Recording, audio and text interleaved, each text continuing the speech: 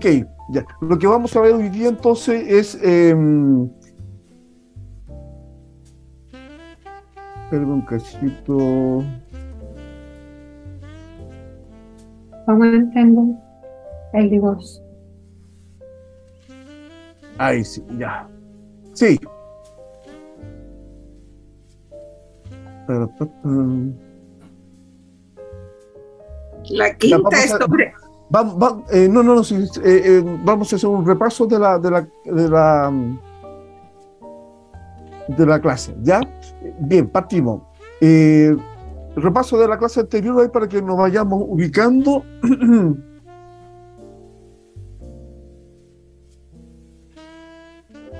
se fue. Sí, sí, sí, sí. Ahí. Lo que pasa es que estamos ampliando. Ok, repaso de la clase anterior. Recuerden que estamos viendo ya el segundo capítulo de la temática, ¿no es cierto?, relacionada con el divorcio bajo la perspectiva bíblica, ¿ya? Y tomando justamente antecedentes del Antiguo Testamento, ¿ya? Donde surge y donde nosotros como cristianos tenemos que tomar referencia del Antiguo Testamento, ¿ya? En relación a todos los principios y las leyes otorgadas al pueblo de Israel, en relación al matrimonio, como así también en relación al, al divorcio, ¿ya? Por lo tanto, en ese contexto estamos. Y una vez que ya finalicemos, ¿no es cierto?, este pequeño repaso, pasamos la semana pasada todo lo relacionado con el divorcio bajo la mirada del Antiguo Testamento y después vimos unos ejemplos, unos casos ahí de unos profetas, ¿verdad? Y cómo ha ido progresando lo que es la interpretación con respecto al divorcio, ¿ya? Siempre dentro de la iglesia cristiana, que no es una novedad, ya ha existido esta polémica y ya surgió básicamente un par de interpretaciones que surgen por ahí en la época neotestamentaria, ¿ya? Bajo la escuela teológica de dos rabinos, de Gimel y ay, no recuerdo el otro nombre, pero ya lo vamos a ver ya inmediatamente. Hoy estoy como un poquito medio ido, ¿ya? Pero vamos a ver qué es lo que es el divorcio, qué es lo que es la carta del divorcio según, en este caso, ¿verdad?, el Antiguo Testamento. Se refiere, ¿no es cierto?, a un documento que permite un rechazo, repudio o la no aceptación de seguir unido a su cónyuge por alguna razón específica, en lo que respecta al Antiguo Testamento, principalmente a la del adulterio, ¿ya? Moisés habla de un hombre que despide a su mujer dándole carta de divorcio por haberle hallado en ella alguna cosa de índole indecente, según lo que dice Deuteronomio 24, ¿ya? Después vimos el caso de Abraham en el Antiguo Testamento, ¿ya? El padre de la fe se casa con Sara y luego, por insistencia de ella misma, dada su condición de esterilidad, también se pide, ¿verdad?, que se case con Agar para poder tener un hijo por medio de ella. La expresión de dar por mujer implica un matrimonio legítimo con su sierva y no solo concubinato, ¿ya? Por lo menos en ese tiempo, de la era patriarcal, había una permisividad, ¿ya? Según lo que dice Génesis capítulo 16, del 3 al 4. Esta costumbre de tomar una sierva como segunda esposa cuando la primera era estéril está documentada justamente en inscripciones de la época y también corroborada a través de descubrimientos de excavaciones arqueológicas. Pero el final, el meollo es que es lamentablemente un triste resultado de abandonar el plan divino, porque no es la voluntad perfecta de Dios. También vimos un caso muy fuertísimo, ¿eh? El del profeta Oseas, donde le exige, le manda, ¿verdad?, a casarse con una mujer no de buena reputación, por así decirlo. Este profeta fue enviado por Dios a casarse nada más que nada menos con una ramera, una mujer fornicaria. Eso está registrado ahí en Oseas capítulo 1, 2 y 3. Obediente, Oseas se casó y por medio de ella tuvo 3 hijos. Luego ella lo abandonó y le fue infiel más encima. Después Jehová le mandó: ve, ama a una mujer, aunque adúltera, como el amor de Jehová con los hijos de Israel, los cuales miran a Dios ajeno. En el fondo, la enseñanza que nos deja esta imposición, este mandato que le da a Oseas de parte de Dios, es para que él pueda entender que de la misma manera que a él le dolió, ¿verdad?, y no estuvo conforme justamente con contraer una mujer no de reputación, a Dios también le dolió su corazón con respecto a su pueblo amado de Israel, que era una tónica, era ya lamentablemente una tendencia que siempre Israel estaba cometiendo pecado de idolatría. Por lo tanto, ahí se ve justamente un caso de infidelidad, y esa es la idea de poder enseñarle a Oseas cómo en este caso Dios ha sabido perdonar, pero también se ha lastimado su corazón producto de esta infidelidad del pueblo de Israel, ¿ya? Y por eso que dice: la compré entonces para mí y le dije: tú serás mía, no fornicarás ni tomarás otro varón, lo mismo haré yo contigo, ¿ya? De la misma manera Dios perdonó, reconcilió y desposó para sí a su pueblo y volvió a establecer su pacto con ella, ¿ya? Una enseñanza hermosísima, fuerte, pero tremenda con respecto al amor perdonador, en este caso, de Dios, ¿ya?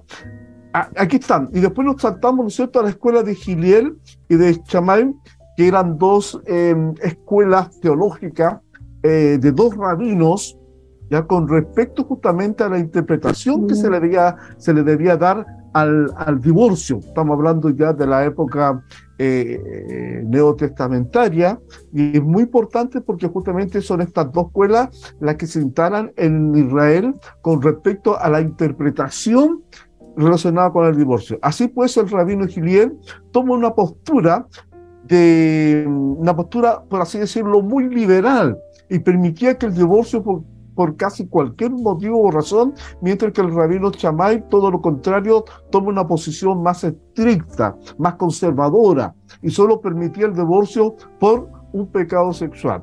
Shammai adopta esta postura o esta posición, ¿no es cierto?, reconociendo de que el adulterio ya no se estaba castigando con la muerte en aquellos tiempos, y que quería contrarrestar las muchas injusticias cometidas en contra de las mujeres, ¿ya? Y que eso era real. Muchas mujeres murieron bajo falsas acusaciones, ¿ya? Y que eran repudiadas por pretextos triviales, frecuentemente con el motivo escondido de cambiarla por una esposa más joven y atractiva o por otros intereses. Y ya ahí terminamos ya un poco la introducción, ¿verdad?, el repaso con respecto a la clase anterior, y nos vamos ahora a Jesús y el divorcio, justamente en la época ya neotestamentaria, el contexto histórico en el cual habló Cristo en relación al divorcio, que es uno de los aspectos que vamos a ver, analizar, y también la relación al divorcio bajo el Evangelio de Mateo. ¿Qué es lo que nos dice Mateo? A la verdad, amados hermanos, que todos los evangelios sinópticos hacen referencia,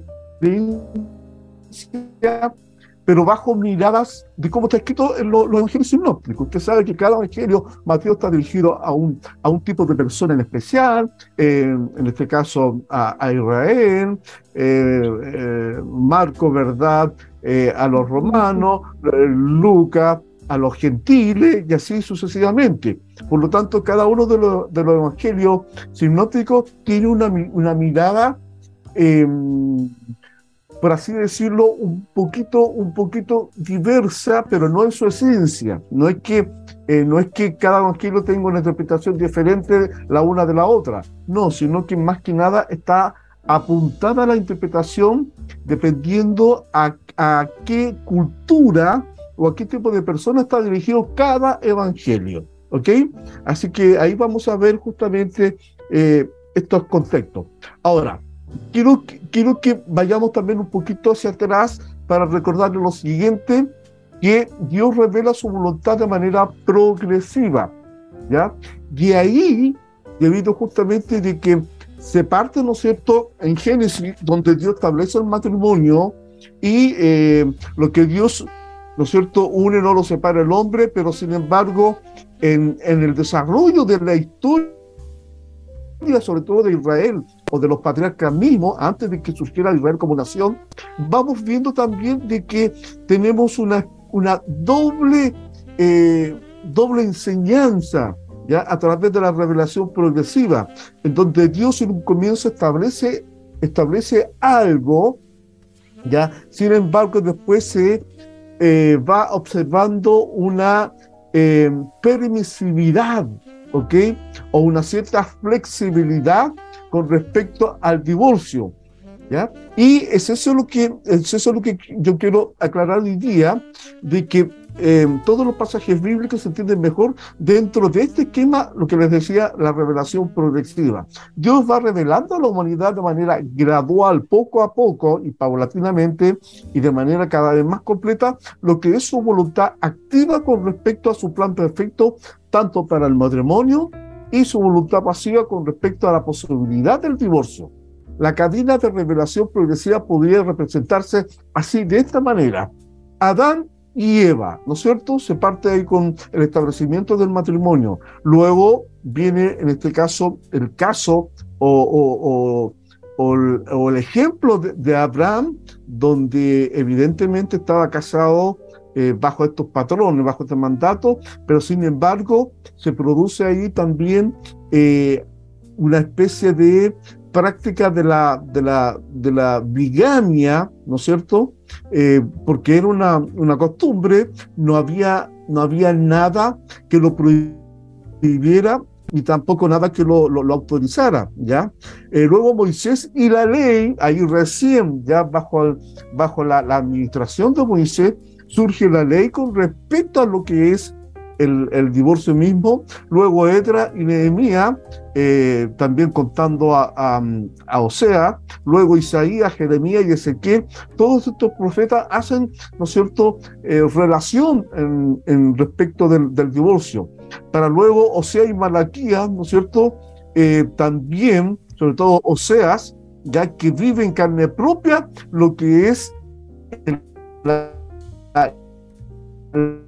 la infidelidad, ¿ok?, lo que compartía recién. Y Malaquías, que es el último profeta del Antiguo Testamento, para poder saltar ya a la dispensación o a la época ya neotestamentaria, donde Jesús ya también hace referencia, que es lo que vamos a ver hoy día, en relación al divorcio, y luego los evangelistas, y terminando con el apóstol Pablo. Por una cuestión de tiempo, me hubiese gustado haber continuado esta temática, ¿no es cierto?, bajo la mirada de los demás evangelistas, y terminar con el apóstol Pablo, porque el apóstol Pablo también nos enseña en relación al divorcio, y de esa manera no nos queda ya ninguna duda con respecto a esta temática, ¿verdad?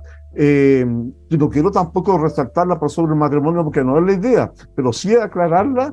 ¿Por qué? Porque en lo que respecta al contexto cristiano o eclesiástico protestante, ¿verdad?, ha sido una temática que ha sido como eludida y no ha sido asumida como corresponde, y no ha dado claridad al respecto. Por lo tanto, bajo esta mirada que hemos tenido y bajo esta famosa revelación progresiva, usted se da cuenta de que sí ha sido considerado tanto en el Antiguo Testamento como también en el Nuevo Testamento esta temática y esta problemática del divorcio, ¿ya? Y que en este caso, de parte de Dios, hay ese interés para que ninguno de nosotros tenga duda al respecto, no para que opte por esa vía, no, evidentemente que no, sino que para evitarla, ¿ok?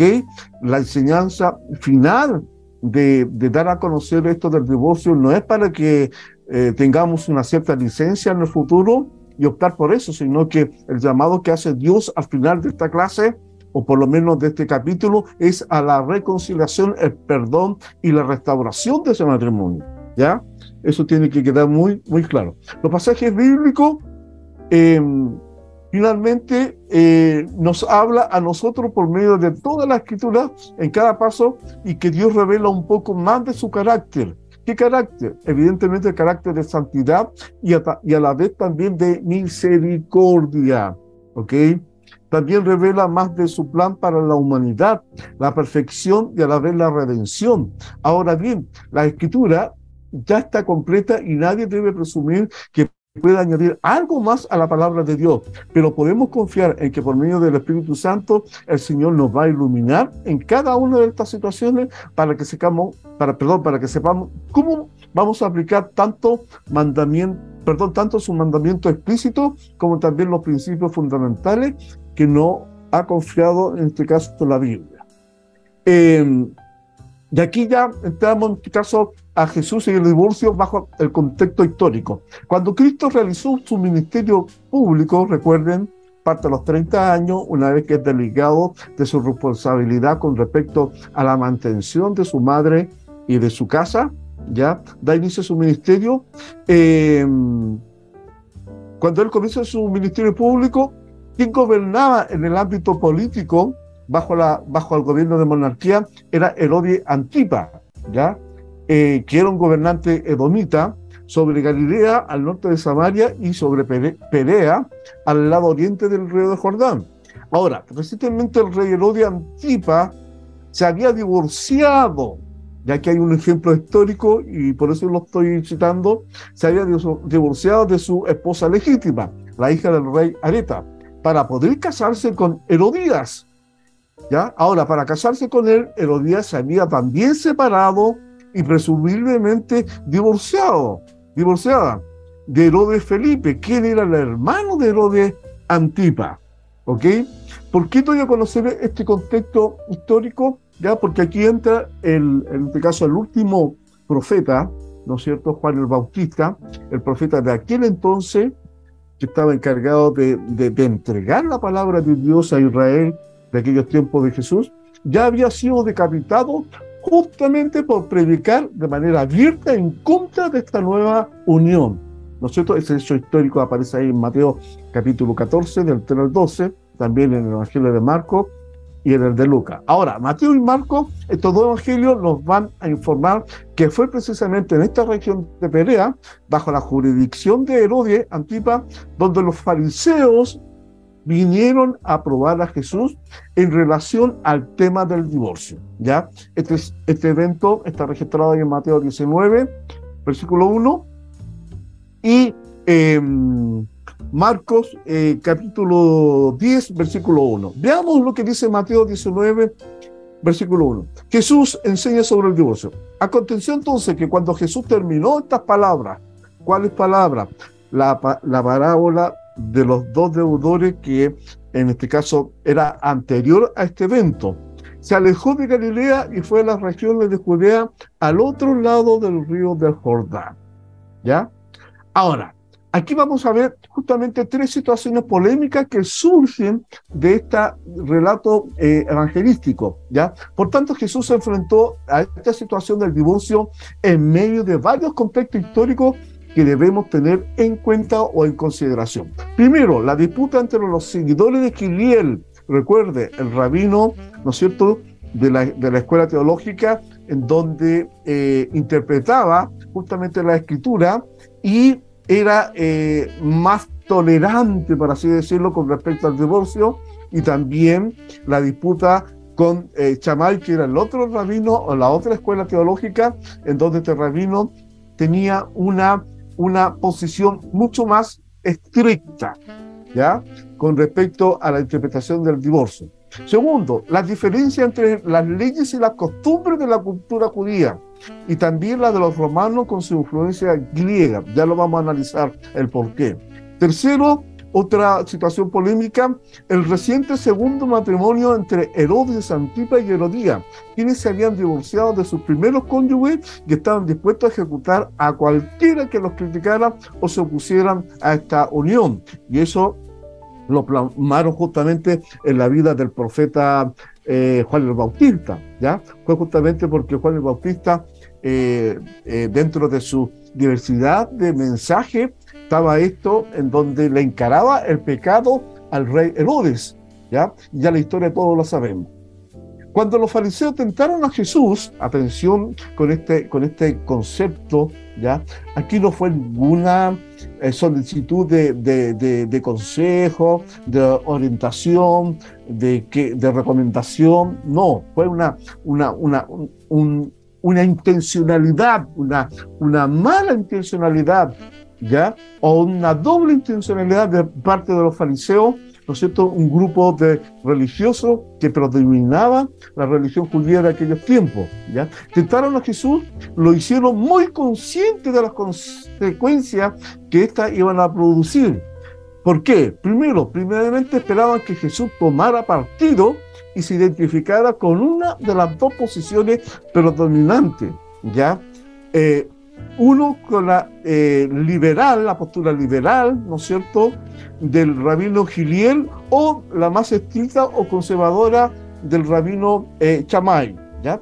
Tercero, ¿verdad? Esto podría dividir, ¿ya?, a los seguidores de Jesús, según lo que dijera Jesús, podría causar una división en sus discípulos, dependiendo de sus afinidades con una o con otra de estas dos interpretaciones o escuelas teológicas.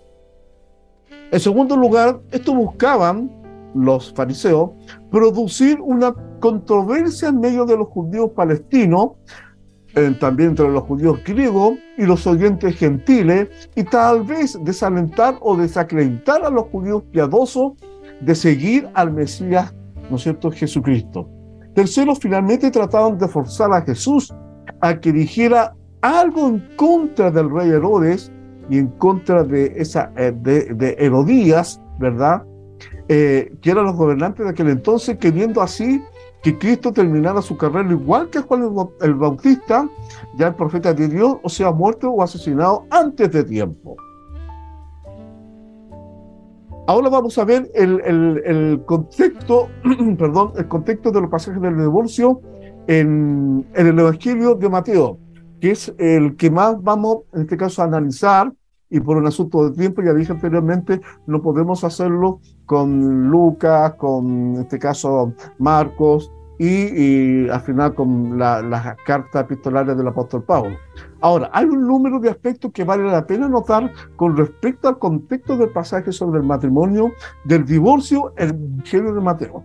Primero, Mateo menciona el asunto del divorcio dos veces. Primero en Mateo capítulo 5, 31 a 32, y luego en Mateo 19, 3 hasta el 12. Este esquema de mencionar doblemente una enseñanza es típica del evangelista Mateo, y no tan solamente de él, sino que también en el desarrollo del Antiguo Testamento han habido justamente dobles enseñanzas, pero que no se contradicen entre sí, sino que es para, en este caso, dar a conocer lo que dijeron delante, la revelación progresiva, ¿ya? De aquí vamos a dar un ejemplo. Por ejemplo, otro ejemplo que se ve en relación a esta doble enseñanza, ¿ya? Son Mateo capítulo 3, versículo 2, y su paralelo de Mateo 4, 17, que dice, arrepentido porque el reino de los cielos se ha acercado. Mateo 3, 10, y su paralelo 7:19, que dice, todo árbol que nos da buen fruto es cortado y echado al fuego. Mateo 5, 29 al 30, y su paralelo Mateo 18, 8, 9, que dice, si tu ojo, tu mano, tu pie te es ocasión de caer, sácalo y córtalo, ¿ya? Por lo tanto, este era un estilo, ¿ya?, o una modalidad de la doble enseñanza sobre el divorcio. Sigue este mismo patrón en el caso de Mateo. El esquema de la enseñanza doble son aspectos ya vistos, como decía, en el Antiguo Testamento. No es que existiera otra interpretación, sino que son dobles enseñanzas que se van compartiendo en relación a diferentes doctrinas. Vamos a ver el esquema de las enseñanzas dobles. Ya mencionamos en relación al divorcio. Ya mencionamos que Mateo hace referencia al asunto del divorcio dos veces, primero en Mateo 5 y luego en Mateo 19. Este esquema de mencionar doblemente una enseñanza, como decíamos, es típica y característica del evangelista Mateo. Veamos Mateo 5:31, ¿qué es lo que dice? También fue dicho, cualquiera que repudia a su mujer, dele carta de divorcio. Sin embargo, amados hermanos, en el versículo 32 de este mismo capítulo de Mateo 5, ¿ya? Pero yo os digo que el que repudia a su mujer, a no ser por causa de fornicación, hace que ella adultere, y el que se casa con la repudiada comete adulterio, ¿ya? Haciendo referencia a las palabras de Jesús, ¿ok? Vamos a ver cuán importante es lo que está diciendo Jesús en este versículo 32, cuando él dice, pero yo os digo. Esa oración tiene un significado tremendo. Cabe recordar que ya en los versículos 27 al 30, Jesús enseñaba ya las consecuencias de este pecado del adulterio, ¿ya? Vamos a ver qué significa el término o el concepto fornicación. La palabra traducida al español de fornicación, ¿ya? Que aparece ahí en Mateo 5:32 y en Mateo 19:9, requiere una especial atención para que podamos entender el trasfondo de esto. En griego aparece la palabra porneia, ¿ya?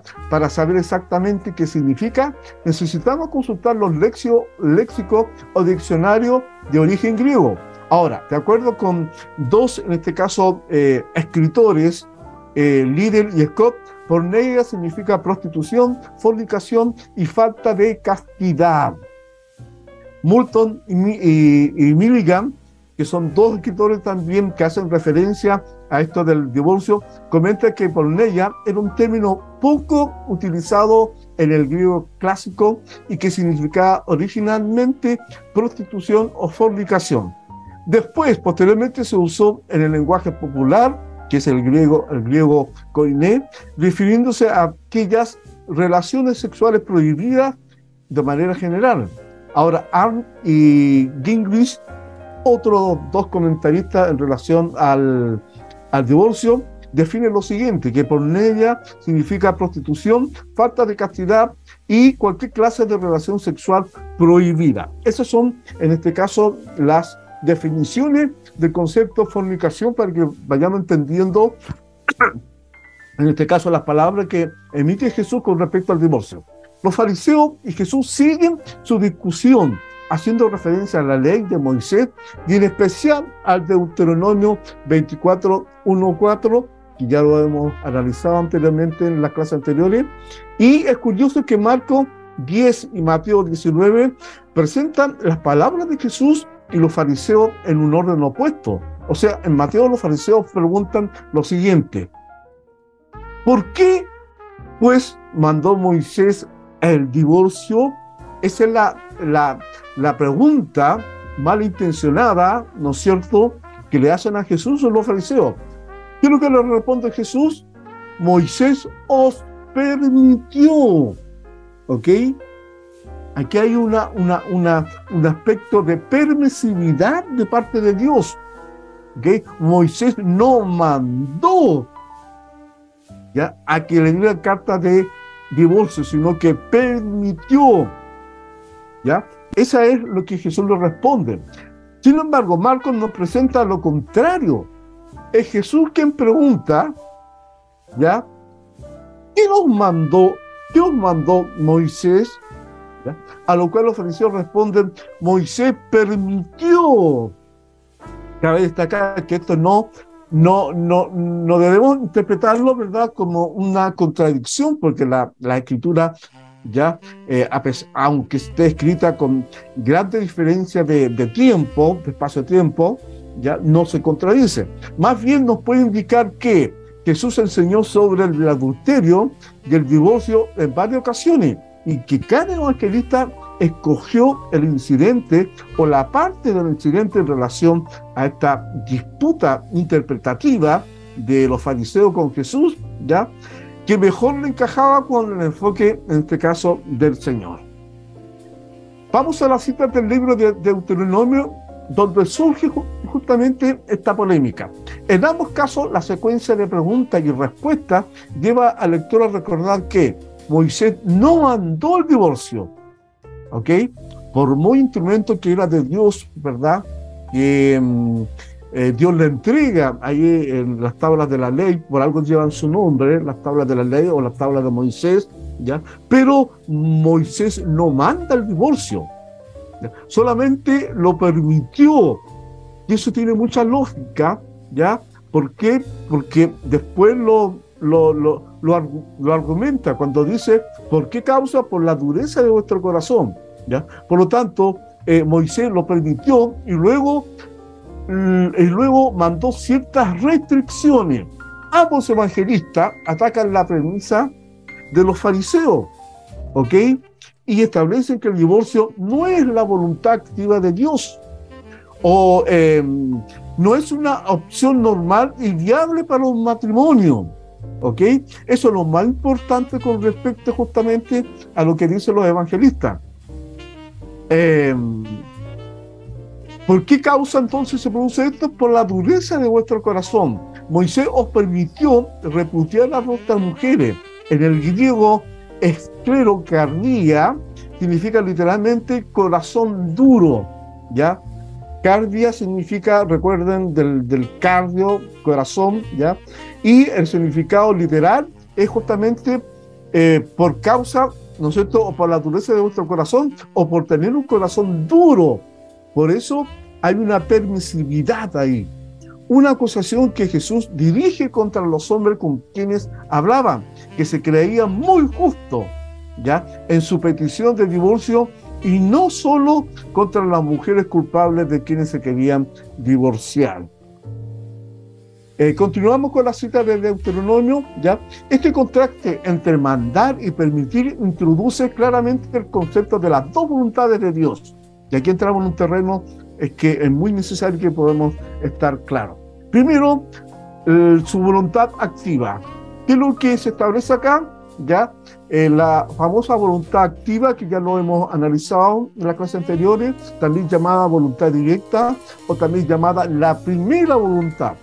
¿Qué dice o qué significa? Lo que Dios planeó y mandó para la unión del hombre y la mujer en el huerto del Edén, lo que aparece ahí en Génesis, ¿no es cierto? Ahí se establece justamente una voluntad activa, directa, o la primera voluntad, ¿ok? En relación, dejará el hombre, ¿no es cierto?, a su padre y a su madre, y se unirá a su mujer, y ellos serán una sola carne. Segundo, su voluntad pasiva, o también conocida como voluntad permisiva, o también llamada voluntad relativa, o por último también llamada voluntad circunstancial, ya producto de una situación en particular. Lo que Dios permitió que los israelitas o el pueblo de Israel hicieran bajo ciertas circunstancias en el Antiguo Testamento con respecto justamente a otorgar carta de divorcio. Por lo tanto, no debemos confundir estos dos niveles de la voluntad de Dios, ¿ya? ¿Cuál es el propósito final? Aspiremos siempre a conocer y obedecer la buena voluntad que es agradable y perfecta, como nos dice Romanos capítulo 2. Esquema de la enseñanza de la enseñanza doble en Mateo. Mateo 19, ¿no es cierto? Jesús nos enseña sobre el divorcio. Vamos a analizar, versículo 1. Aconteció que cuando Jesús terminó esta palabra, ¿cuál es, no es cierto?, la de la parábola de los dos deudores, se alejó de Galilea, versículo 3, entonces vinieron a él los fariseos tentándole y diciéndole, ¿ya? ¿Es lícito al hombre repudiar a su mujer por cualquier causa? Ya ellos estaban buscando un pretexto como para acusarle, ¿ok? Versículo 4, él respondió y les dijo, ¿no habéis leído que el que los hizo al principio varón y hembra los hizo? Versículo 5, y dijo, por esto el hombre dejará padre y madre y se unirá a su mujer y los dos serán una sola carne, lo que justamente yo le estaba haciendo referencia. Ahora, en el versículo 6, ya, así que ya no son más dos, sino una sola carne, por tanto lo que Dios juntó no lo separa el hombre. Versículo 7, le dijeron, ¿y por qué pues mandó Moisés dar carta de divorcio y repudiarla? Y en el 28 él les dijo, lo que ya lo hemos reiterado varias veces, por la dureza de vuestro corazón, o por tener un corazón duro, Moisés os permitió, permisividad, repudiar a vuestras mujeres, más al principio no fue así. Ya, eso fue el argumento que da Jesús, ¿ya? A partir del versículo 19, amados, de este capítulo, se inicia la enseñanza de una mayor exigencia en lo moral para todos los discípulos de Cristo y en el futuro a la iglesia. ¿Ya? A partir de este versículo, del versículo 9, ¿ya? Estas palabras van dirigidas especialmente, como les digo, para todos los discípulos que estaban ahí y para el accionar con respecto al divorcio para la iglesia del futuro. Versículo 9. Y yo os digo, atención con esa oración inicial, y yo os digo, ya la vamos a analizar, que cualquiera que repudie a su mujer, salvo por causa de fornicación, y se casa con otra, adultera. Y el que se casa con la repudiada, adultera. Versículo 10. Entonces les dijeron sus discípulos, ¿quién eran los discípulos de Jesús?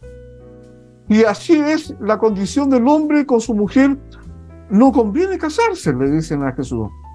Sin embargo, en el versículo 11, entonces él les dijo, no todos son capaces de recibir esto, sino aquellos a quienes es dado.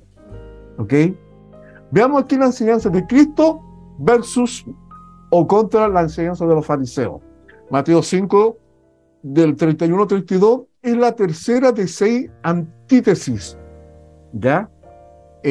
La palabra antítesis, recuerde, lo contrario, ¿ya? Lo adverso. Estas son las siguientes: el asesinato, el adulterio, el divorcio, los juramentos, la venganza, el amor al prójimo, etcétera, y están en Mateo 5, 21, 48.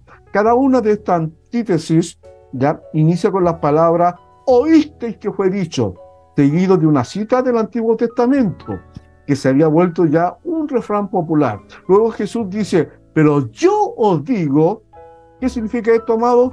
De que cita el Antiguo Testamento diciendo, oíste que en el Antiguo Testamento, ¿no es cierto?, fue dicho lo siguiente, pero sin embargo Jesús dice, pero yo os digo, y ahí marca, amados, una gran diferencia, ¿ya?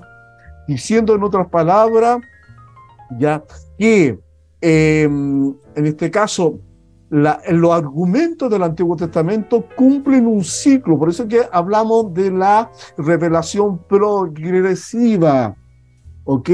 No es que se te esté contradiciendo, eso ya lo aclaramos ya. Oíste que fue dicho en el Antiguo Testamento, ¿verdad? Tal cosa, que tiene la carta de divorcio. Sin embargo, las palabras de Jesús cuando dice, pero yo os digo, reflejan en este caso otra enseñanza moral mucho más exigente, ¿ya? De mucho más alto valor. Y, ¿verdad? Y dice y expresa la enseñanza más alta que sus discípulos han de obedecer, como así también la futura iglesia. En realidad, aún en el Antiguo Testamento, bien interpretado, refleja el espíritu de la enseñanza de Cristo. De igual forma, debemos entender que la enseñanza de Cristo con respecto al matrimonio y al divorcio está en antítesis contra la interpretación que los fariseos le daban al Antiguo Testamento. ¿Ok? ¿Qué significa antítesis? Que están en contra. Sin embargo, no es necesario creer o pensar que esta enseñanza de Cristo en relación sobre el tema del divorcio vaya en contra del Antiguo Testamento, ¿ya? No pensemos que, Jesús dijo, no penséis que he venido para abrogar la ley, o sea, para deshacerla, ¿ya? Para dejarla nula. ¿Cuál ley? La ley de Moisés. O también la ley o las palabras de los profetas, con respecto a esta temática del divorcio. No he venido para abrogar, dice Jesús, la ley, ¿ya? O la escritura del Antiguo Testamento, sino que para cumplirla. Es más que cumplirla, él eleva el nivel de exigencia con respecto a cuál debe ser, ¿no es cierto?, para aquellos discípulos y para la iglesia, la postura de lo que dice Jesús en relación al divorcio. Porque de cierto os digo que hasta que pasen el cielo y la tierra, ni una jota ni una tilde pasará de la ley hasta que todo esto se haya cumplido, ¿ya?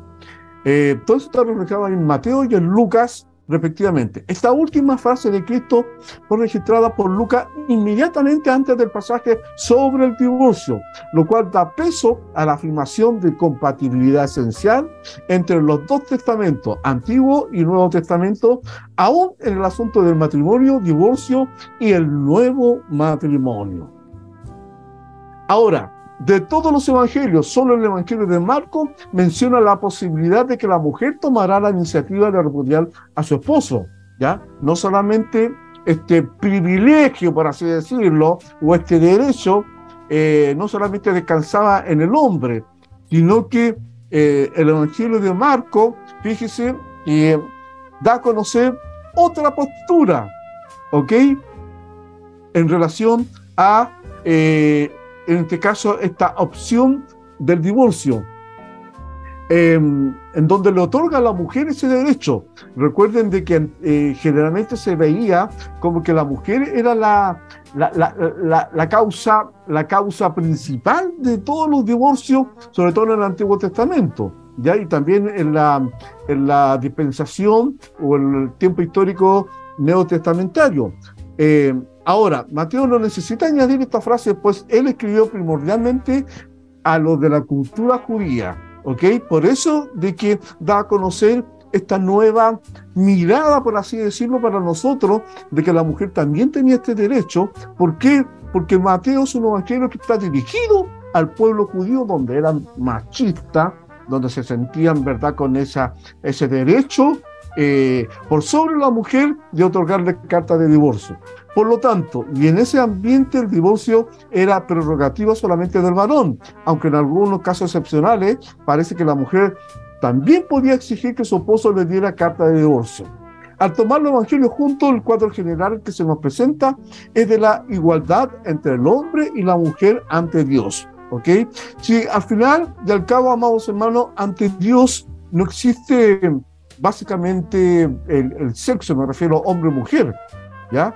Ambos son iguales. Los principios de Dios para el matrimonio, el divorcio y el segundo matrimonio, con sus advertencias respectivas y mandamientos, se aplican igualmente en ambos, ¿ya? Y aquí viene lo que les decía yo, una moralidad más alta para, en este caso, los discípulos de Cristo y para la iglesia contemporánea. De todas maneras, nuestra interpretación del pasaje debe tomarse en cuenta que las palabras de Cristo sobre el matrimonio y el divorcio han de ser entendidas en un marco de antítesis. Oíste que fue dicho, ¿ya? Haciendo referencia a qué, dice Jesús ahí, ¿no es cierto?, a lo que se decía según la ley de Moisés, ahí en Deuteronomio 24:1, ¿ya? Oíste que en el Antiguo Testamento fue dicho esto, mas yo os digo, ¿ok? Y esa oración, más yo os digo, es justamente un anuncio de la exigencia de una moralidad más alta para los discípulos de Cristo y para la iglesia del futuro. Y para sus discípulos, esa más alta exigencia, una afirmación justamente que la del mundo, obviamente, y aún más la del mundo religioso, que es muy dado al mundo religioso a condenar, ¿ya? Sin embargo, la actitud, ¿verdad?, y el llamado de Cristo es, al final y al cabo, es la reconciliación y el perdón. Y eso es lo que vamos a analizar ahora. Mateo coloca el pasaje del divorcio en medio de una serie de enseñanzas de Jesús sobre el perdón y la reconciliación, ¿ya? Ahora, la parábola de la oveja perdida que aparece, ¿no es cierto?, en Mateo 18:10 hasta el 11, muestra al pastor dejando las 99 para ir en busca, ¿no es cierto?, de esa una, la que se había extraviado. Ahora, en los siguientes versículos 18 de Mateo 18, 15 y 20, Jesús detalla los pasos a seguir para buscar una reconciliación con el hermano que peca contra ti. Amados, todo esto en el contexto de, ¿no es cierto?, de la ofensa, de la gravedad que conlleva el divorcio, la herida, las consecuencias que conlleva el divorcio, ¿ya? Ahora, pero si de manera repetida él no atiende a estos llamados, Jesús también muestra que se debe hacer, lo cual incluye aún el punto extremo de excluirla de la iglesia. Dios quiere la restauración, ya, a través del perdón y la reconciliación. ¿Qué significa eso? Que hay que tratar todo lo humanamente posible de no llegar al divorcio, ya, sino que buscar el perdón y la reconciliación entre ambos antes de llegar a tomar una posible, ¿no es cierto?, opción del divorcio. Dios quiere la restauración para esa pareja, pero da indicaciones sobre qué hacer debido a qué, a la a la dureza del corazón o al corazón duro. A veces ambos están tan heridos o una de las partes está tan herida y está tan duro en su corazón por diferentes circunstancias, ya, que no da lugar a este perdón y a esta reconciliación. ¿Ok? Luego Jesús dice, si dos de vosotros se pusieran de acuerdo en la tierra acerca de cualquier cosa que pidieran, les será hecho por mi Padre que está en los cielos, ¿no es cierto? En relación a la reconciliación, ¿ya? Esta promesa tiene un especial significado cuando es considerada o la consideramos como parte del contexto de la enseñanza del Señor Jesús sobre el matrimonio y el divorcio. Finalmente, la parábola de los dos deudores, ¿ya? Esta parábola que se antepone en este caso cuando Jesús habla del divorcio ahí en Mateo, está inmediatamente antes de nuestro pasaje, el que estamos analizando, ¿no es cierto? El deudor quiso juzgar, lo que dice la parábola, ¿no es cierto?, en el capítulo 17, la parábola del deudor. El deudor quiso juzgar a su consiervo aplicándole todo el peso de la ley en vez de perdonarle. Pero sin embargo, Jesús quiere que sus discípulos se perdonen y se reconcilien, ¿ya? Aquí está dando todo un argumento para no llegar justamente a la toma de la decisión final de ir por la vía del divorcio, sino que por la vía del perdón y de la reconciliación, y que acepten al pecador arrepentido. Aquí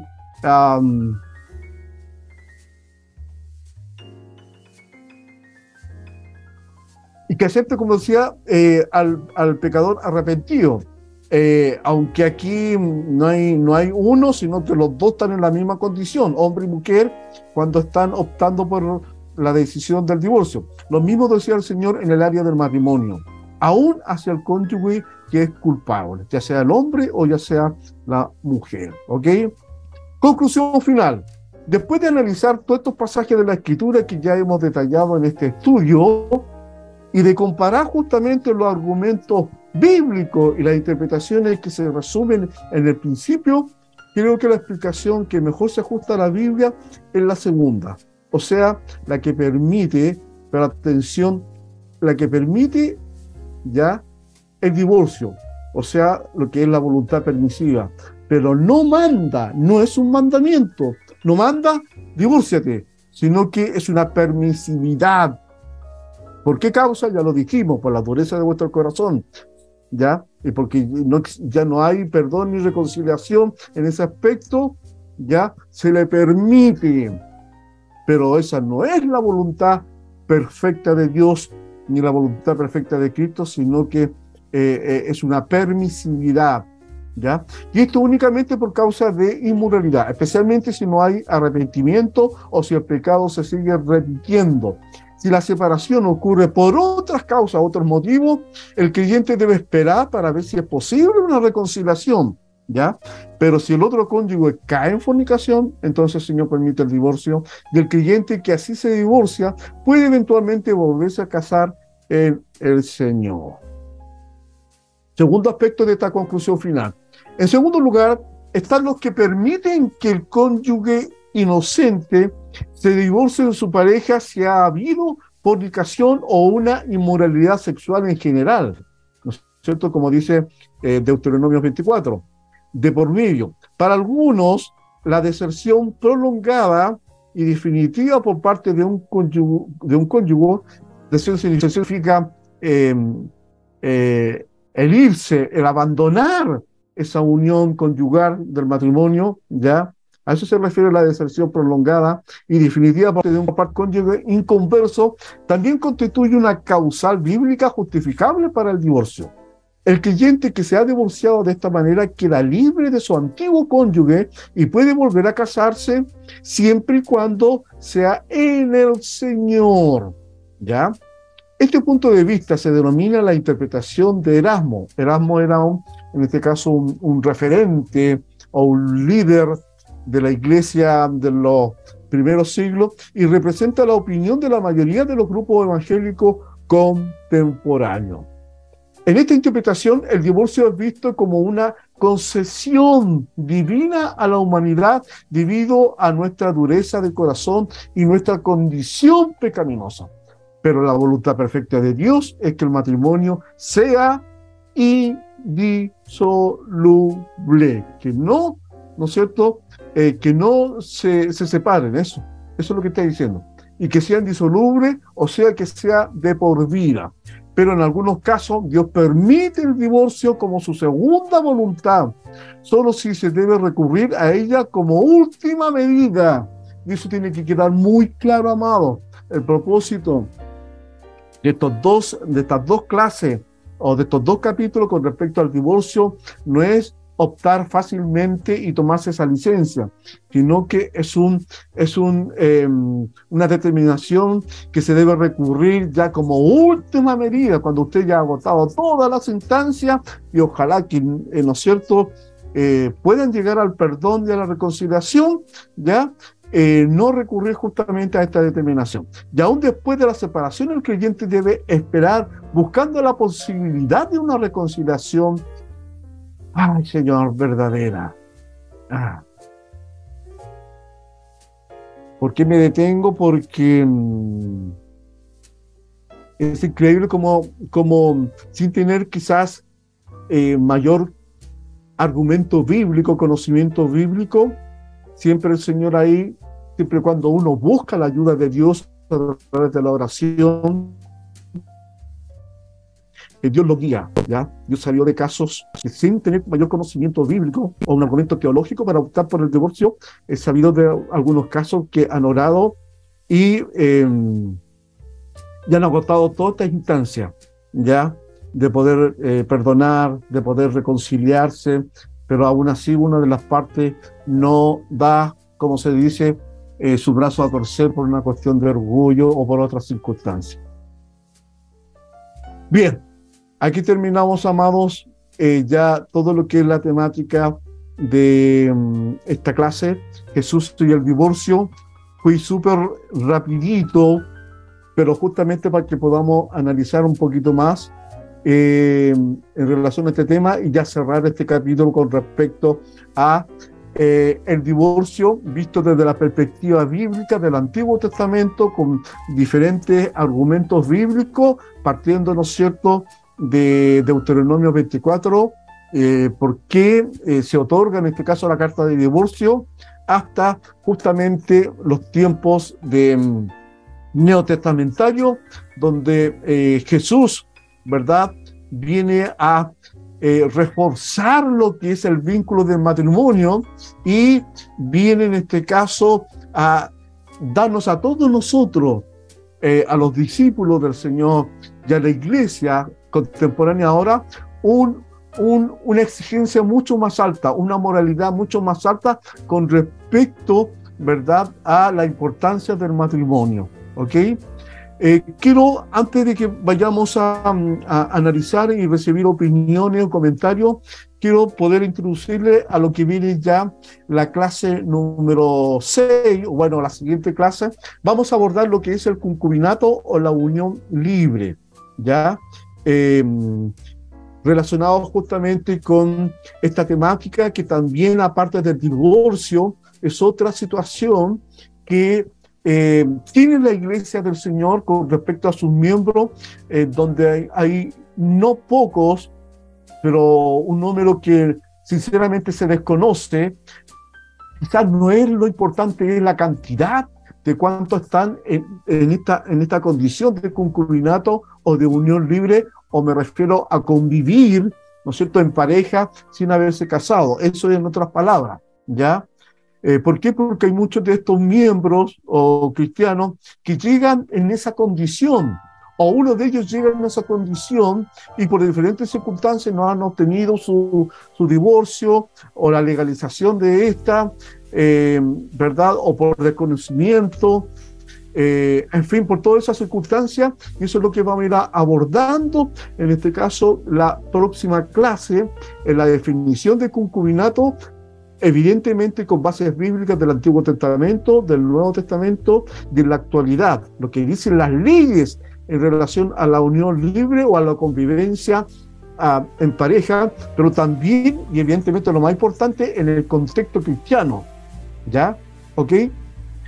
Vamos a ver conceptos claves y preguntas como la siguiente. Según la Biblia, ¿cómo se llama cuando una pareja vive juntos sin estar casados? Estoy hablando en el contexto cristiano, en el contexto eclesiástico, ¿ok? No quiero que me responda, son preguntas retóricas. Esto es lo que vamos a abordar ya en la próxima clase. Número 2, ¿qué es la unión libre? Número 3, ¿qué es el concubinato? ¿Ok? Bajo la mirada, evidentemente, de las Escrituras. Número 4, ¿es lícito la condición del concubinato? Número 5, ¿qué es una concubina? Para poder entender el concepto de concubinato, vamos a definir también qué es lo que es una concubina. Y por último, ¿cómo se llama el pecado de vivir en unión libre? ¿Ok? Eso es lo que vamos a ver ya, amados hermanos, la próxima clase.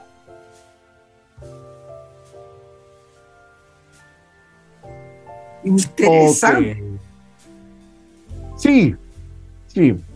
Fui rapidito porque ya como habíamos hecho un repaso, ya ustedes ya con este rodaje de las últimas clases del divorcio ya entendieron varios aspectos, ¿no es cierto? Los reforzamos, los potenciamos y yo creo ya que con esta clase de hoy ya podemos dar por cerrado lo que es el capítulo del divorcio y cuál es la mirada escritural, la mirada bíblica, tanto en el Antiguo Testamento como en el Nuevo Testamento, ¿verdad? En relación al divorcio. Vimos también la mirada jurídica, vimos la mirada legal, ¿ok? ¿Qué es lo que dicen los evangelios en relación a esta temática del divorcio? ¿Y qué es lo que dice Jesús en relación, ¿no es cierto?, a la temática del divorcio?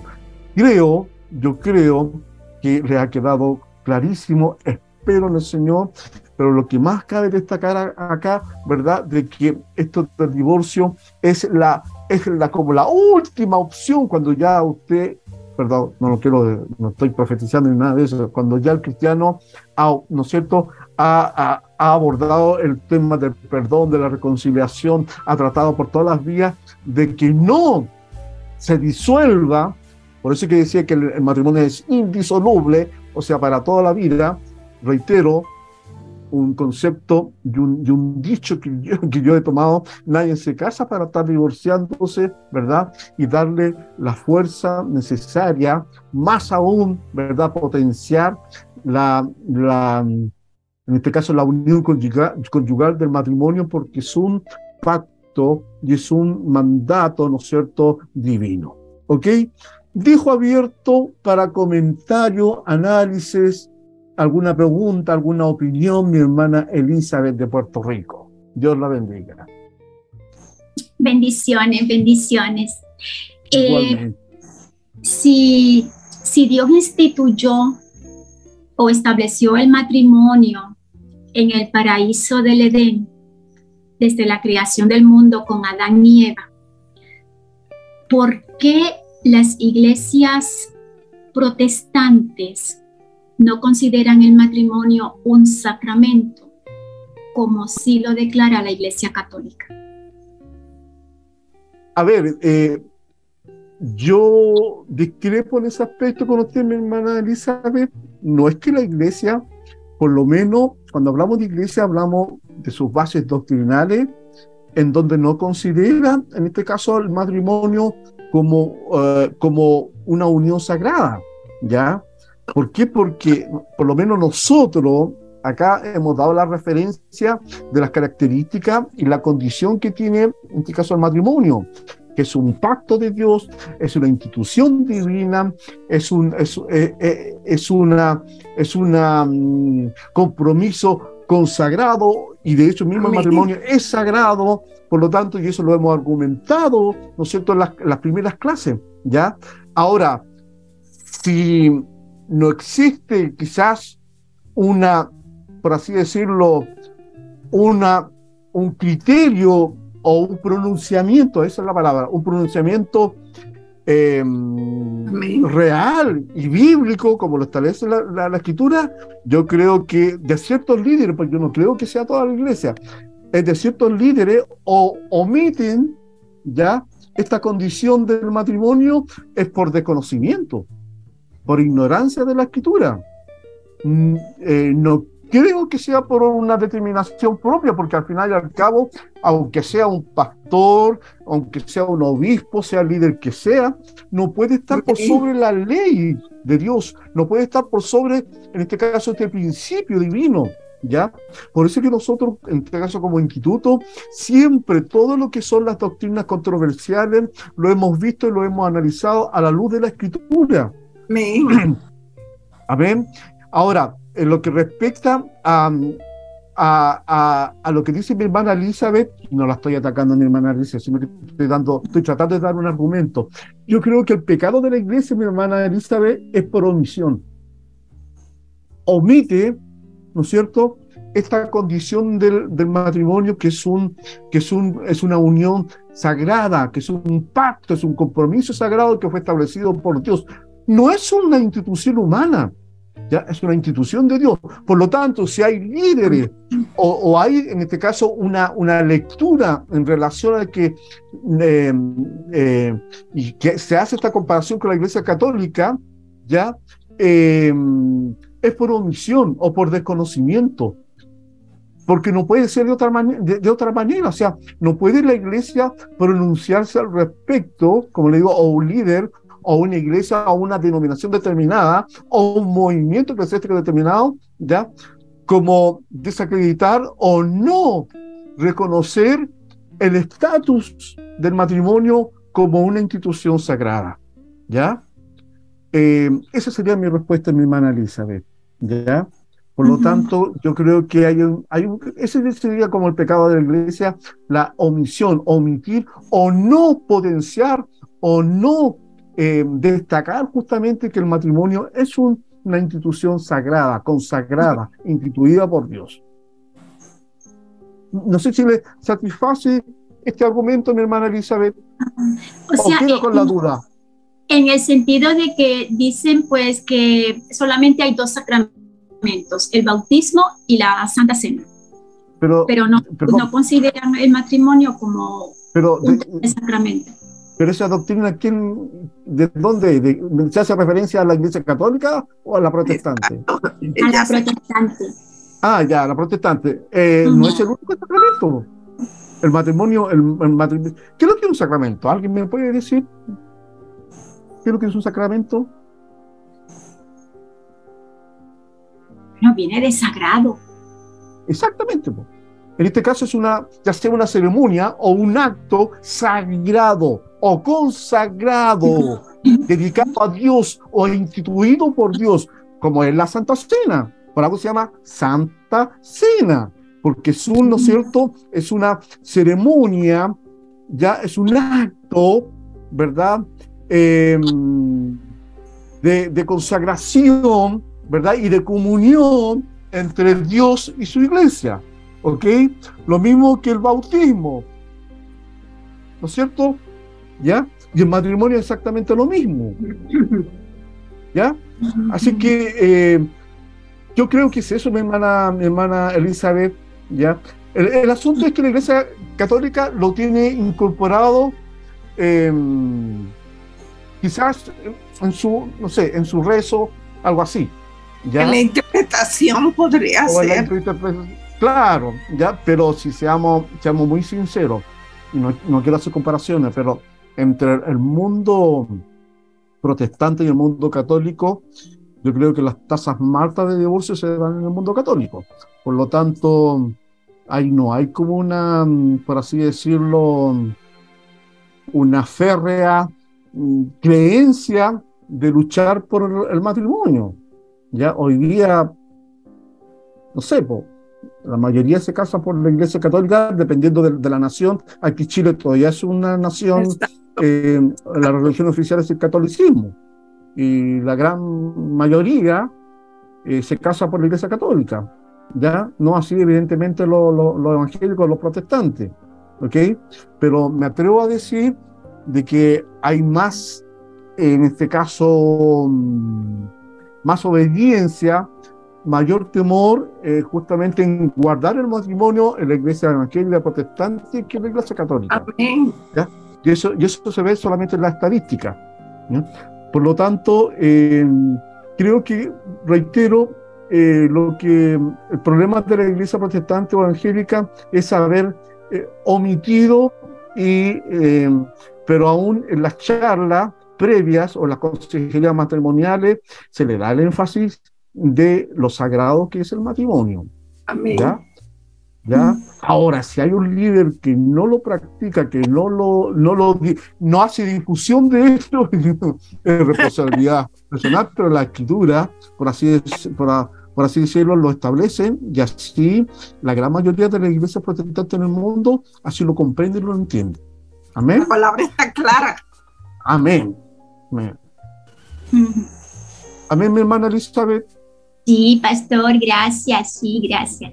Ok, mi pastor Jorge Rocha, usted tiene la mano levantada. Aquí vamos a escuchar a un líder. ¿Ya? Bueno, la razón principal por la cual el matrimonio no es considerado como sacramento, solamente por dos razones. Primero, una porque no fue instituido por Cristo, no así la Santa Cena y el bautismo. Y lo otro, porque el matrimonio no conlleva un acto salvífico. Entonces, en lo que es Santa Cena y bautismo están considerados por la Iglesia como sacramento, pero el matrimonio no tiene la connotación de sacramento en el sentido salvífico, porque tiene la connotación de formar familia, de cuidar hijos, de cuidado y respeto mutuo de los cónyuges. Por eso que la Iglesia Católica, y yo me atrevo a decir la Iglesia Cristiana en general, no considera el matrimonio como un sacramento. Sí se le da un énfasis de importancia, porque sí lo tiene, eso no se puede negar, pero principalmente la teología habla un poco de eso, de que solamente dos sacramentos, bautismo y Santa Cena. Ese sería como lo que yo entiendo de lo que he leído frente a este tema. Gracias, pastor, por aclararnos justamente esa postura. ¿Ya? Bueno, ahí viene a reforzar mi hermana Elizabeth la duda que usted tenía. No sé si hay alguien más que quiera hacer un comentario, hacer una pregunta. Ya, si no hay pregunta, por favor, necesito comentarios. ¿Qué tal le ha parecido este ciclo hasta el día de hoy? Ya a partir de la próxima clase ya estamos terminando definitivamente ya con esa temática que también es muy controversial y no crea que es fácil, ¿ya? Yo doy gracias al Señor, lo digo humildemente, que Él me ha dado esa gracia para poder compartir con usted, no tan solamente en esta oportunidad, sino que en otras oportunidades, tocar estos temas que son muy complejos, muy delicados, que no es fácil hacerlo, pero el Señor creo que nos ha dado la gracia para poder compartirlo de una forma que pueda ser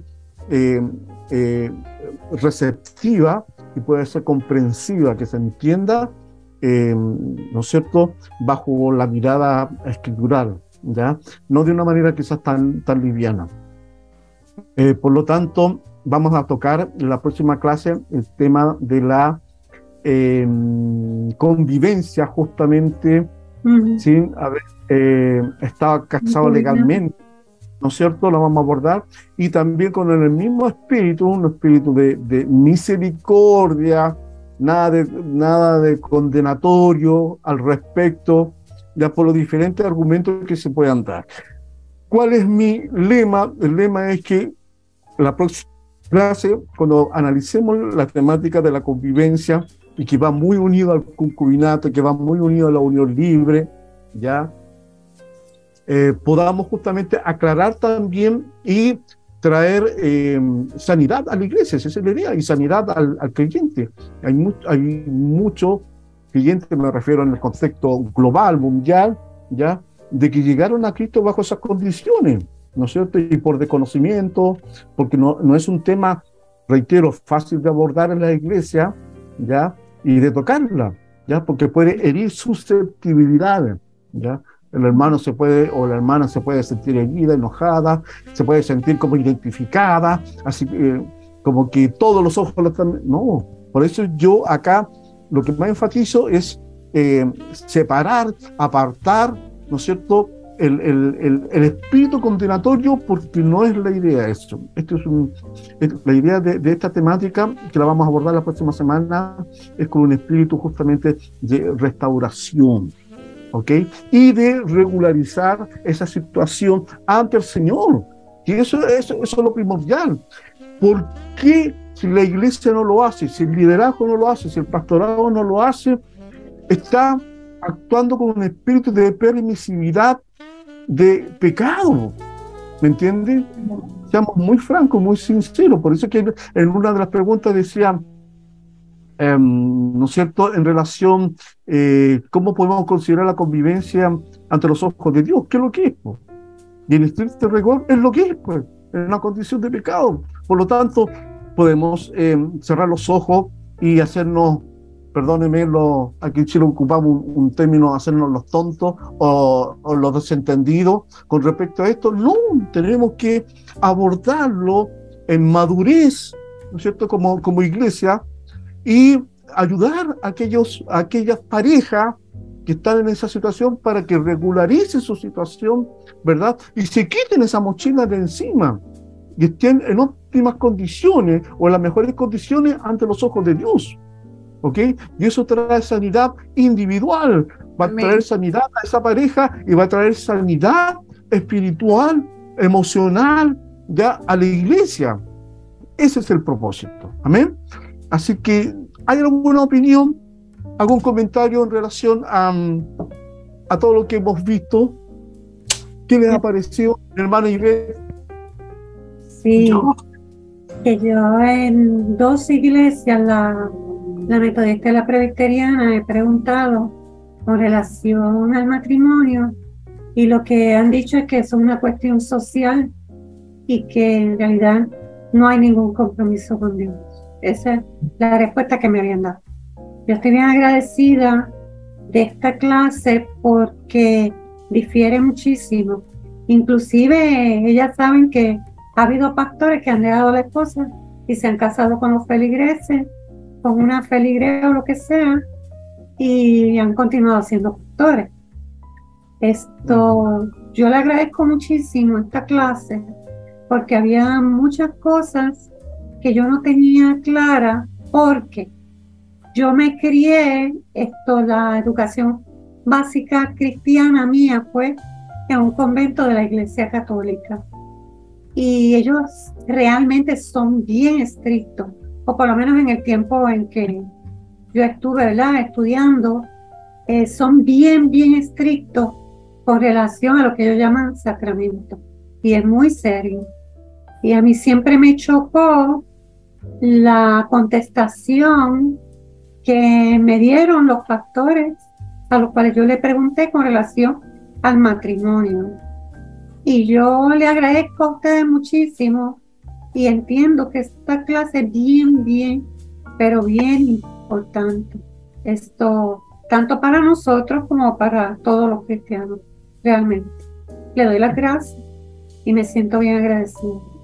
A usted, mi hermana Ivette, gracias. Es muy bueno poder escuchar estos comentarios porque también es una especie de termómetro, ¿verdad?, para ver la receptividad de ustedes y qué piensan ustedes, ¿ya? Estamos hablando de hermanos de Puerto Rico, estamos hablando... Recuerda que nuestro instituto es un instituto interdenominacional donde hay todas las corrientes protestantes. Hay asambleístas, presbiterianos, bautistas, asambleístas, pentecostales, de todo, ¿ya? Pero por sobre todas esas denominaciones está la Escritura, la base bíblica, ¿no es cierto?, que es nuestro principal argumento en ese aspecto. Mi hermano Cristian Cartagena, ¿será posible que podamos escuchar algún comentario? A tiro, mi hermana Martita, ¿algún comentario de parte suya, si es posible?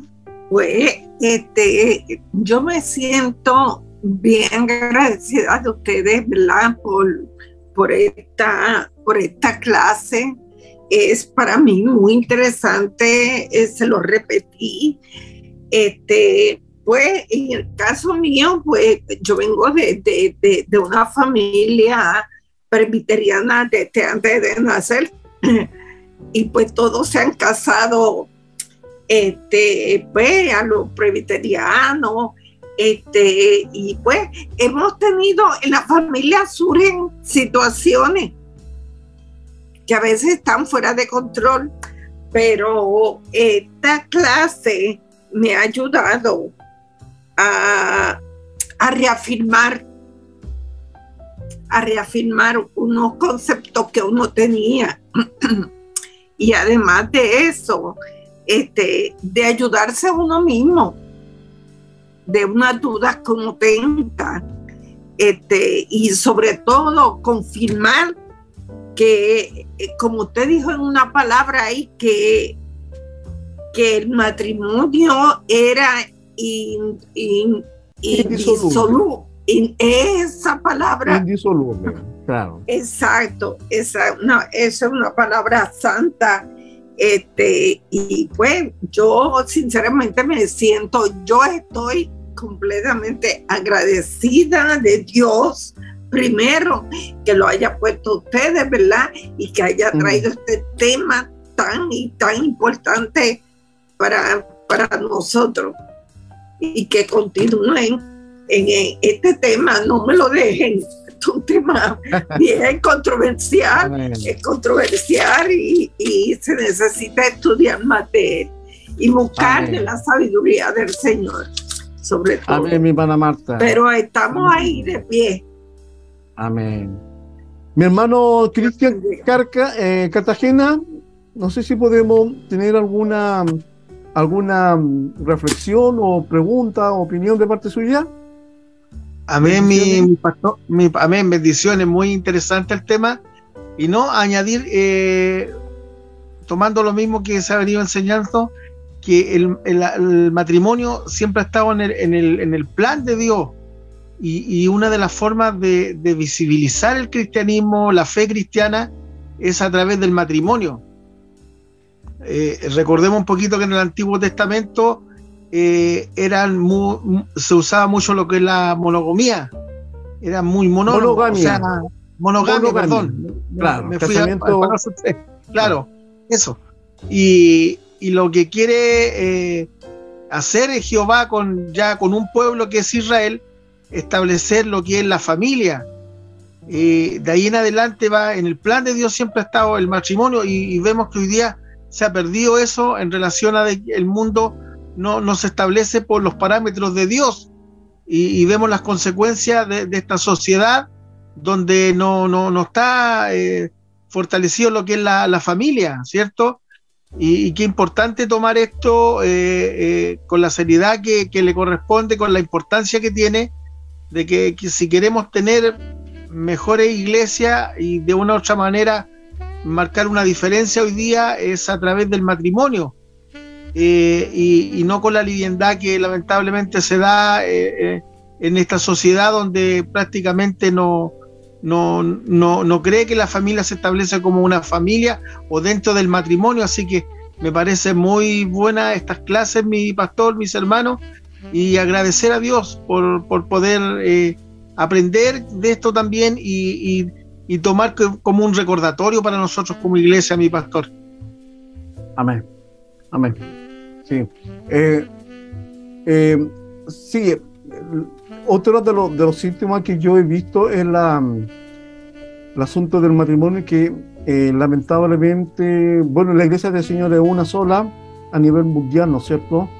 Pero dependiendo de donde nosotros vivimos geográficamente, hemos tenido graves problemas de cultura, ¿ya? En donde la cultura se ha instalado en la iglesia. Cuando hablamos de cultura, estamos hablando de costumbre, de idiosincrasia, ¿no es cierto?, de estilos o modas o formas de vida de una sociedad, ¿ya? Y la iglesia o los miembros de la iglesia no ha considerado esto, y se ha dado lo que se llama una aculturación, donde la cultura del mundo, ¿verdad?, viene como, por así decirlo, a tratar de imponerse sobre lo que es la iglesia, y en eso tenemos que tener mucho cuidado, ¿ya?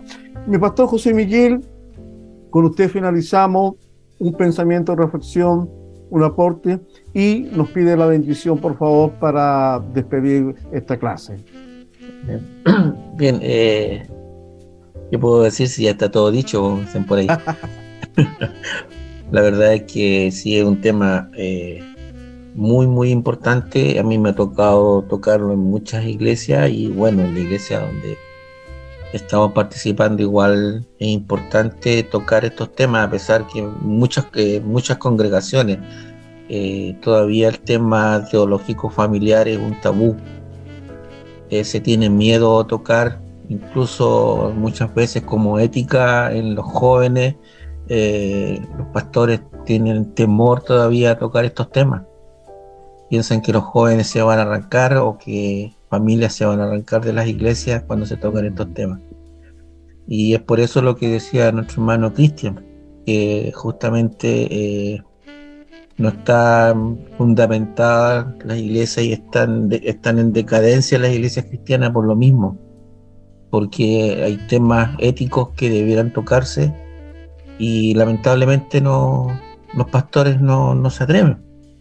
No se atreven, no sé si será por miedo, por desconocimiento, no sé, pero en la iglesia, hablemos de la iglesia universal, como digo yo, la iglesia cristiana, está en una fuerte decadencia en este tema teológico familiar. Porque como decía la hermana Martita, es un tema controversial, pero yo pienso que los pastores debemos y tenemos la obligación de plantear este tema dentro de la iglesia, dejar de ser que es un tabú y plantearlo a todo nivel, plantearlo a nivel de matrimonio, a nivel de jóvenes, de adolescentes, incluso para irlos preparando, para que sepan cómo se compone una familia. Amén. Así que, bueno, yo puedo decir que para mí, y bueno, los hermanos de todas las congregaciones que estamos participando en esto, es bueno, es muy bueno, es importante, y tenemos que llevarlo a la práctica, que es lo más importante, llevarlo a la práctica, y para poder volver, ¿no es cierto?, a ser como era la iglesia primitiva. Yo siempre hablo de la iglesia primitiva, los albores de la iglesia, ¿no es cierto?, en donde las familias completas estaban, ¿no es cierto?, dentro de la congregación, ya sea pentecostal, ya sea metodista, asambleísta, ¿no es cierto?, como recién nombrado usted, los bautistas, o metodistas, lo que sea, pero lo importante es que todos tienen que tomarle el peso a este tema, porque si este tema no está bien fundamentado en una iglesia, es igual que un barco a la deriva. Independiente que nosotros como pastores, ¿no es cierto?, podamos tomar el timón, pero si no lo tomamos bien, y con este tema se nos va a la deriva, porque recordemos que la mayoría de las congregaciones está conformada por familias, no está solamente conformada por una persona, ya sea un hombre o sea una mujer, y detrás de esos padres vienen hijos, o están los sobrinos, están los primos. Si no se cimenta bien esto, no va a poder llevarse la iglesia, como digo, no se está cimentando. Y está ocurriendo, estamos, como recién decía también nuestro hermano Cristian, estamos recibiendo muchas cosas foráneas, estamos con esto del internet, se están recibiendo muchas cosas dentro de la iglesia que tampoco están haciendo de buen aporte. Eso sería lo que podría yo decir. El tema es interesante, como les digo. Me hubiese gustado que hubiésemos habido mucho más hermanos y muchos más pastores participando en este tema, porque es un tema muy, pero muy interesante. Pero bueno, a veces por razones laborales o por razones de enfermedad no se puede participar, pero igual sabemos que dentro del grupo de WhatsApp, ¿no es cierto?, se envían los enlaces para YouTube, o bien, ¿no es cierto?, las PPT. Así que eso, y demos gracias por esto. Gracias, pastor. Tanto mismo hoy día. Amante Dios y Padre Celestial, queremos agradecerte, Señor, por este momento que hemos tenido de compartir, Señor, la enseñanza que tú nos das a través de nuestro pastor, y cimentar, Señor, en nuestras mentes y en nuestro corazón, Señor, para poder ayudar y hacer crecer a nuestras congregaciones.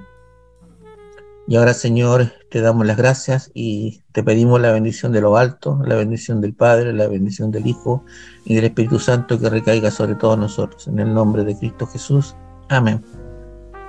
Dios les bendiga mucho. Ahí ocupe su cámara, despídese de sus hermanos y nos estamos viendo la próxima semana en este mismo canal y a esta misma hora, dijo el Chavo del 8. Bendiciones. Un Nos abrazo. estamos viendo, cuídense.